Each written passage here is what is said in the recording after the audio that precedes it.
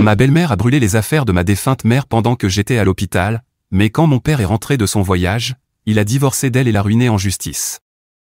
Je, fille de 16 ans, ai été hospitalisée à plusieurs reprises depuis des années à cause d'une maladie chronique que j'ai depuis que je suis petite. Mon père, 48 ans, a toujours été très présent et fait de son mieux pour rester à mes côtés chaque fois que je dois subir un traitement ou une opération.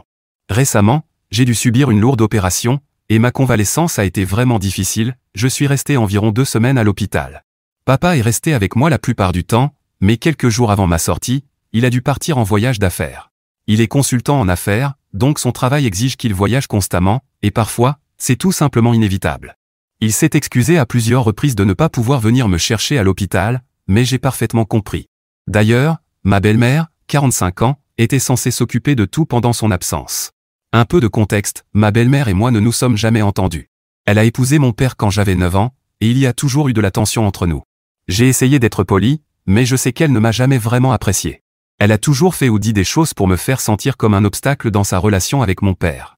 Elle trouve aussi que je ressemble trop à ma mère, qui est décédée quand j'avais 3 ans. Et, soit dit en passant, ma belle-mère déteste cette ressemblance, parce qu'elle croit que cela rappelle à mon père son ex. Oui, je sais, ça paraît insensé. Mais au final, mon père l'aimait, et je respectais cela, c'est pourquoi j'ai supporté beaucoup de ses comportements. Après ma sortie, je suis enfin rentré à la maison. J'étais épuisé, mais soulagé de quitter l'hôpital. Je suis allé dans ma chambre, et au début, tout semblait normal. Je me suis allongé sur mon lit pour me reposer et j'ai fini par m'endormir. Quand je me suis réveillé, j'ai décidé de ranger un peu ma chambre, et c'est là que j'ai remarqué quelque chose d'anormal. Je crois que j'étais trop fatigué pour voir plus tôt à quel point ma chambre semblait vide, mais j'ai vite compris que beaucoup de choses manquaient, vraiment beaucoup. J'ai commencé à paniquer, pensant que quelqu'un avait cambriolé la maison. J'ai couru de pièce en pièce, cherchant quelque chose qui serait encore là. J'avais du mal à tenir debout à cause de ma faiblesse après l'opération, mais j'étais désespéré. Il est rapidement devenu évident que les seules choses disparues étaient celles qui appartenaient à ma mère. J'avais une boîte avec ses bijoux, quelques photos encadrées, une pile de lettres qu'elle m'avait écrites quand j'étais petite, et d'autres objets sentimentaux. D'habitude, ils étaient posés sur ma commode ou ma table de chevet, mais ce jour-là, tout avait disparu. J'ai vérifié le placard où nous gardions certaines affaires de ma mère, comme ses vêtements et quelques objets de famille, et tout avait disparu. Absolument tout. J'ai immédiatement confronté ma belle-mère. J'ai essayé de rester calme, vu ma faiblesse, et je lui ai demandé si elle avait déplacé quelque chose de ma chambre. Elle m'a regardé et m'a dit d'un ton désinvolte qu'elle avait rangé certaines de mes affaires et que je n'avais pas à m'inquiéter. Je savais qu'elle avait toujours eu un problème avec ma mère, mais je priais pour que le pire qu'elle ait fait ait été de mettre les affaires dans un garde-meuble. J'ai insisté pour savoir ce qu'elle en avait fait, mais elle s'est contentée de me regarder avec ce sourire suffisant. Finalement, j'ai perdu patience et j'ai commencé à lui crier dessus pour qu'elle me dise la vérité. C'est alors qu'elle a ri et m'a annoncé qu'elle avait brûlé tout ce qui appartenait à ma mère. J'en suis resté muette. J'étais tellement choqué que je n'arrivais pas à réaliser. Quand j'ai enfin réussi à lui demander pourquoi elle aurait fait une telle chose, elle m'a simplement répondu que mon père et elle devaient tourner la page et que c'était la meilleure solution. Apparemment, elle disait que mon père n'avait pas besoin de souvenirs de son ancienne vie. J'ai essayé de lui expliquer qu'elle venait de commettre la plus grosse erreur de sa vie et que mon père ne serait pas content. Elle a juste éclaté de rire et m'a dit qu'elle le connaissait mieux que moi et qu'il serait ravi qu'elle ait brûlé les affaires de ma mère pour le bien de leur couple. Je n'arrivais pas à croire ce que j'entendais. J'étais tellement en colère et bouleversé que je pouvais à peine parler. Je tremblais en essayant de ne pas pleurer, mais les larmes sont venues quand même. C'était comme si je pleurais ma mère une seconde fois. Je ne cessais de penser à tout ce que j'avais perdu, tout ce qu'il me restait d'elle avait disparu. J'étais complètement anéanti. J'ai quitté ma belle-mère et je suis retourné dans ma chambre. J'ai pleuré longtemps avant de décider d'appeler mon père. Malheureusement, il était en pleine réunion. Quand il a enfin répondu, il semblait très distrait et occupé. J'ai essayé de lui expliquer ce qui s'était passé, mais je voyais bien qu'il n'écoutait pas vraiment. Il a juste dit qu'il s'en occuperait en rentrant, avant de raccrocher rapidement. Je me sentais tellement impuissante. Les jours suivants ont été les plus longs de ma vie. J'étais détruite, en colère, coincée dans cette maison avec ma belle-mère, qui agissait comme si elle n'avait rien fait de mal. Elle ne cessait de me rappeler qu'elle avait rendu un énorme service à mon père. Elle répétait encore et encore qu'il était temps pour moi de grandir et de cesser mon obsession enfantine pour ma mère. Je ne sais même pas comment j'ai survécu à ces jours-là, mais d'une façon ou d'une autre, j'ai tenu bon jusqu'au retour de mon père. Quand mon père est enfin rentré de son voyage, je l'attendais. Je lui ai tout répété, et cette fois, il m'a vraiment écouté. Au début, il ne m'a pas cru, il pensait que c'était un malentendu ou que ma belle-mère avait fait une mauvaise blague. Mais je l'ai emmené dans ma chambre, et il est devenu livide en voyant que tout avait disparu. Ma mère était l'amour de sa vie, ils se connaissaient depuis l'âge de 10 ans. Beaucoup des choses que ma belle-mère avait brûlées étaient des souvenirs d'enfance de mon père et de ma mère. Même s'il avait refait sa vie et épousé ma belle-mère, ces objets représentaient une grande partie de ses souvenirs avec ma mère. Ils étaient inestimables pour lui, et constater leur disparition l'a anéanti. Il a confronté ma belle-mère, qui a tenté de minimiser l'affaire comme si ce n'était rien d'important. Quand elle a vu à quel point il était bouleversé, elle a même prétendu que je l'avais manipulé pour lui faire croire que c'était important, alors qu'en réalité elle ne faisait que l'aider à tourner la page. Mon père est entré dans une colère noire. Je ne l'avais jamais vu aussi furieux, et pourtant c'est quelqu'un de très calme d'habitude, il faut beaucoup pour le faire sortir de ses gonds. Clairement, ma belle-mère n'avait pas prévu une telle réaction, et elle était terrifiée. Mon père lui a dit sur le champ qu'il voulait divorcer. Il lui a ordonné de faire ses valises et de partir. Ma belle-mère a essayé d'argumenter que c'était aussi sa maison et qu'il ne pouvait pas la mettre dehors, mais mon père lui a répondu que la maison était à lui bien avant qu'il ne la rencontre. Il a ajouté que si elle n'était pas partie dans les 24 heures, il appellerait son avocat et s'assurerait qu'elle soit expulsée. Ma belle-mère a quitté la maison furieuse, et mon père et moi avons pleuré ensemble la perte des affaires de ma mère. Mon père était hors de lui et a décidé de lui rendre la vie impossible. Après avoir parlé à son avocat, il a décidé de la poursuivre en justice pour destruction de biens et préjudice moral. Il voulait vraiment qu'elle paie pour ce qu'elle avait fait. Bien sûr, ma belle-mère est devenue folle. Elle n'arrivait pas à croire que mon père prenne mon parti. Elle continuait d'essayer de me rejeter la faute, en disant que je l'avais manipulée et que je l'avais montée contre elle, mais mon père ne lui a accordé pas une seule seconde de son temps, il ne pouvait même plus la regarder. Aujourd'hui, le divorce est en cours et le procès avance. Ma belle-mère se bat, mais ses chances de gagner sont minces. Elle essaie de jouer les victimes et raconte à qui veut l'entendre que c'est moi qui ai tout gâché parce que je refuse de tourner la page. Certains de ses proches m'ont contacté pour me dire que j'étais immature d'interférer dans la relation de mon père et de ma belle-mère. Mais honnêtement, je n'ai rien fait, mon père aurait découvert tôt ou tard que les affaires de ma mère avaient disparu, et ma belle-mère aurait affronté les mêmes conséquences. Les proches de ma belle-mère m'envoient des messages sur combien elle souffre et continuent de me blâmer. Si vous vous demandez pourquoi j'écris ici, c'est pour me libérer de ce poids. Mise à jour 1. Je voulais vous donner des nouvelles de la situation parce que les choses ont énormément dégénéré.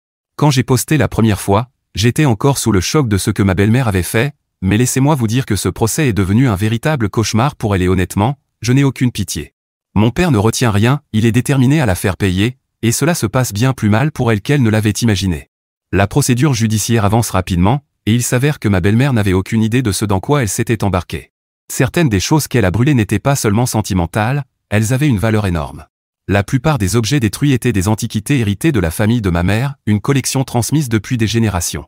Certains objets, comme une horloge ancienne et un vieux set de bijoux, valaient des milliers de dollars. Et ce n'est pas tout, ces antiquités étaient assurées. La famille de ma mère avait toujours été très prudente avec elle, donc des polices d'assurance couvraient leur valeur. Quand mon père l'a découvert, cela lui a donné encore plus de poids dans le procès. Maintenant, ma belle-mère ne fait pas seulement face à une plainte pour préjudice moral mais aussi à une affaire majeure de destruction de biens, avec des preuves concrètes de pertes financières. Le fait que ces objets aient été détruits la rend responsable de leur remboursement intégral, et disons simplement qu'elle n'a pas cet argent. La compagnie d'assurance s'en prend aussi à elle. Comme mon père a déposé une réclamation, ils ont lancé leur propre enquête et sont entièrement de son côté. Si elle pensait pouvoir détruire ces choses et s'en sortir sans conséquence, elle s'est complètement trompée. Les avocats de mon père ont suivi chaque détail et se sont assurés de la coincer. Le divorce avance aussi rapidement, et heureusement, mon père a eu l'intelligence de lui faire signer un contrat prénuptial avant leur mariage. Cela a été d'une aide énorme, parce que cela signifie qu'elle ne repart pas avec grand-chose. Elle a essayé de le contester au début, mais son avocat lui a dit clairement qu'elle n'avait aucune chance, le contrat est en béton. Ainsi, tous les biens que mon père possédait avant et après le mariage restent à lui. Cela signifie que ma belle-mère ne perd pas seulement mon père mais aussi son argent, ce qui, je pense, est ce qui lui fait le plus mal. Elle est désespérée, et je le sais parce qu'elle m'appelle tous les jours. Chaque fois que je la bloque, elle trouve un autre moyen de m'envoyer un message. Elle m'envoie de longs discours enflammés sur comment j'ai ruiné sa vie. C'en est presque comique de la voir continuer à jouer les victimes. Selon elle, j'ai lavé le cerveau de mon père pour qu'il divorce d'elle, et maintenant elle paie le prix pour quelque chose qui n'était pas sa faute. Elle continue de dire qu'elle essayait seulement d'aider en brûlant les affaires de ma mère, et que maintenant tout s'effondre parce que je n'ai pas su passer à autre chose. Elle me raconte aussi à quel point sa vie s'écroule, et franchement, je n'éprouve pas la moindre pitié, ni même un peu d'intérêt. Apparemment, son cercle social commence à s'éloigner d'elle. Elle est passée d'organiser des dîners et des brunchs mondains à être ignorée par ses amis. D'après ce que j'ai entendu, beaucoup de gens sont du côté de mon père, surtout parce qu'ils savent combien les affaires de ma mère comptaient pour lui. Personne ne croit son histoire, parce qu'il n'y a rien à croire. Il n'y a aucune excuse valable pour avoir détruit ces choses, elle s'accroche à n'importe quoi qui lui donne un peu d'espoir, mais il est déjà trop tard. Le coût financier commence aussi à la rattraper. Avec le procès en cours et le contrat prénuptial qui bloque son accès aux biens de mon père, elle perd son train de vie.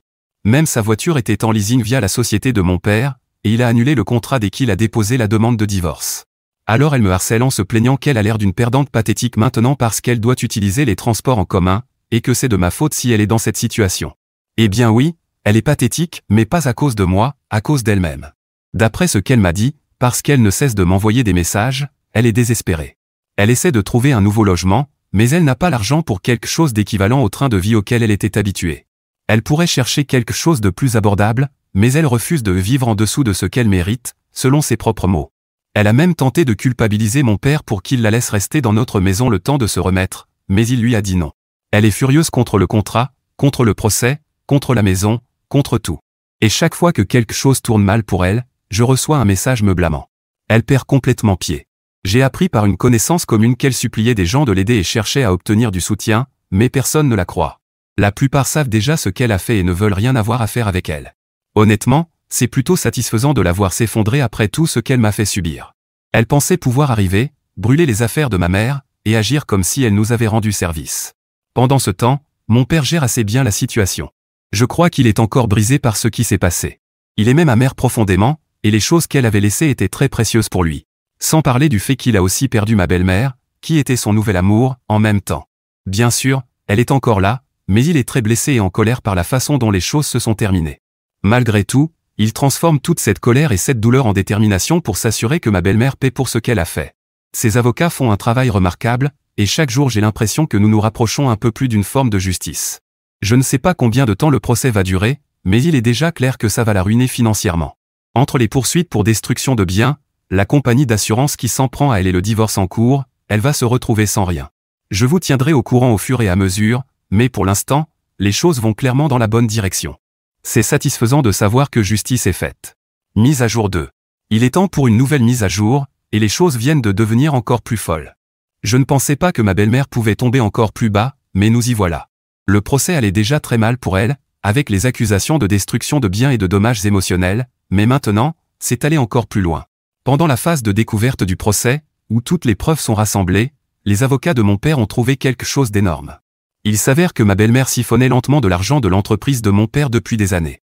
Elle avait accès à certains des comptes professionnels et, à chaque fois qu'elle retirait de l'argent, elle prétendait que c'était pour des besoins ou dépenses ménagères. Mon père lui faisait assez confiance pour ne pas poser de questions, mais lorsque les avocats ont commencé à examiner les relevés financiers pour le divorce, ils ont découvert tous ces transferts inhabituels. Et on ne parle pas de petites sommes, elle prenait des milliers par-ci, par-là. Mon père ne réalisait pas combien elle dépensait, parce qu'il ne connaissait pas les prix et pensait qu'elle restait raisonnable. Je ne peux pas lui en vouloir, c'est un homme, et il ne connaît pas la différence entre un sac de créateur et un sac ordinaire. Quand il a découvert la vérité, il était furieux. Il se sentait déjà trahi par elle pour avoir brûlé les affaires de ma mère, mais apprendre qu'elle lui volait de l'argent a été la goutte d'eau. Ce qu'elle a fait n'était pas seulement malhonnête, c'était de la fraude. Elle n'avait aucun droit à cet argent et vidait ses comptes en douce. Maintenant, en plus du procès pour destruction de biens, elle fait face à un véritable procès pour fraude. Mon père porte plainte pour détournement de fonds et les choses deviennent très sérieuses. Son avocat essaie désespérément de négocier un accord, mais mon père ne veut rien entendre. Il ne veut pas d'accord, il veut qu'elle subisse toutes les conséquences de ses actes. Honnêtement, je ne lui en veux pas, et je suis même fier de lui. Elle s'en est sortie pendant si longtemps, et maintenant tout lui retombe dessus. À ce stade, le procès ne concerne plus seulement les dommages émotionnels et les biens détruits. Il s'agit aussi de tout l'argent qu'elle a volé. Les avocats de mon père font un travail incroyable, et le dossier contre elle devient plus solide chaque jour. Chaque nouvelle révélation me sidère. J'ai toujours su qu'elle était égoïste et manipulatrice, mais je n'aurais jamais pensé qu'elle était aussi sournoise. Elle était très douée pour sauver les apparences et jouer la parfaite épouse, tout en détournant de l'argent en secret. C'est écœurant d'y penser. Maintenant, elle risque même la prison. Détourner de l'argent est un crime grave, et si le dossier continue d'évoluer ainsi, elle pourrait finir derrière les barreaux. C'est surréaliste de penser qu'il y a seulement quelques mois, elle se croyait intouchable, et maintenant elle est en plein désastre judiciaire. L'équipe juridique de mon père se bat pour maintenir les accusations de fraude, et comme l'argent volé est bien documenté, elle n'a aucun moyen d'y échapper. Chaque preuve découverte aggrave encore son cas. Elle essaie de négocier des accords de tous côtés, mais personne ne lui laisse d'issue facile. Bien sûr, elle continue de m'envoyer des messages en me tenant responsable de tout ça. Elle répète que si je n'avais pas monté mon père contre elle, rien de tout cela ne serait arrivé. C'est pathétique, franchement. Elle refuse d'assumer la moindre responsabilité et se fait passer pour la victime, alors qu'elle est la seule à avoir volé et détruit des choses précieuses pour lui. Chaque jour, c'est un nouveau message de sa part sur comment j'ai ruiné sa vie, et honnêtement, je ne prends même plus la peine de les lire. Mais je ressens quand même un vrai soulagement en voyant que justice est enfin rendue. Après tout ce qu'elle a fait à moi, à mon père et à la mémoire de ma mère, la voir affronter les conséquences m'apporte une forme de clôture dont je ne savais même pas avoir besoin. La voir s'effondrer et savoir qu'elle perd tout me donne une satisfaction particulière, comme si je vivais dans un univers parallèle. Le divorce suit toujours son cours et, à ce stade, c'est pratiquement réglé. Le contrat prénuptial a grandement facilité les choses, et mon père garde tous ses biens. Ma belle-mère continue de se battre bec et ongles pour obtenir ce qu'elle peut, mais avec les accusations de fraude qui pèsent sur elle, elle n'a plus beaucoup de poids. Je ne sais pas combien de temps l'affaire de fraude prendra au tribunal, mais d'après les avocats, ce n'est pas bon pour elle. Le procès concernant les biens détruits est toujours en cours, mais cette nouvelle affaire de fraude a changé toutes les priorités. Désormais, elle ne risque pas seulement de perdre de l'argent, elle risque de perdre sa liberté. De mon côté, j'essaie de me concentrer sur ma guérison. Je suis encore en convalescence après mon opération, mais il est difficile de ne pas être happé par tout ce qui se passe. Toute cette histoire a été épuisante émotionnellement, mais voir qu'elle paie enfin pour ses actes m'aide à tenir. Mise à jour 3. Cela fait un moment depuis ma dernière mise à jour, presque 7 mois je crois, mais je reviens avec le dernier chapitre de ce cauchemar. Je vais aller droit au but, toute la procédure judiciaire est enfin terminée. D'abord, la meilleure nouvelle, le tribunal a statué en faveur de mon père et de moi sur absolument tous les points. Toutes nos plaintes ont été validées, et le juge n'a pas mâché ses mots. Ma belle-mère a été condamnée à rembourser chaque centime qu'elle avait pris dans l'entreprise de mon père. En plus de ça, le tribunal lui a imposé de lourdes réparations pour avoir détruit les affaires de ma mère. Le montant total est énorme, suffisant pour la ruiner financièrement pendant très longtemps. Sa vie de luxe est terminée, plus de sacs de créateurs, plus de vacances somptueuses, plus de voitures de luxe. Elle a officiellement touché le fond.